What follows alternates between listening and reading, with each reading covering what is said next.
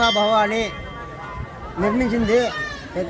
ఆలయ ధర్మకర్త ఆ రోజుల్లో మలసాని పెద్దరామిరెడ్డి గారు ఈ యొక్క ఒక 100 సంవత్సరాల 400 సంవత్సరాల నుంచి ఈ యొక్క దేవస్థానము ఇప్పటికి కూడా మలసాని వంశస్థులు ధర్మకర్త భాస్కర్ రెడ్డి, చంద్రశేఖర్ రెడ్డి వీళ్ళు వంశస్థులు.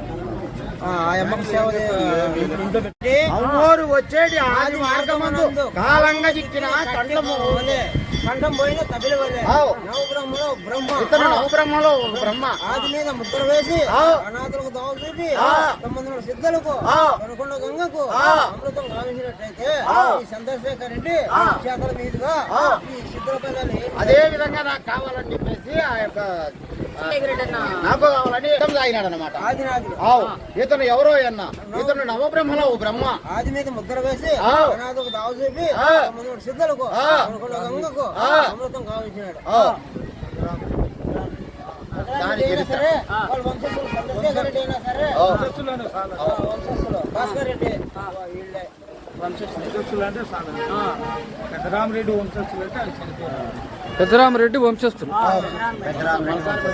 పెద్దరామరెడ్డి పయ్యప్పార అంటే అంతకు ముందే వచ్చినది వెలుగు వచ్చినది ఆయన వచ్చిన అనాది కాలం నుండి ఆ రోజుల్లో మాది సుద్దల మండపల్లె రాయచోటి నుంచి వచ్చి ఇక్కడ మేము మా తాత ముత్తాతల నుంచి మా పెద్దోళ్ళ కాలం నుంచి అనాదిగా ఈ యొక్క కార్యక్రమాన్ని ఈ యొక్క సిద్ధల పూజలో చిత్తలపల్లి వేయడము నేను కలిపాడు పాగేటి చెప్పడము కలిపాడు కార్యక్రమాలు జరపడము మేము అనాది కాలం నుంచి ఈ దేవస్థానానికి సేవ చేస్తున్నాం.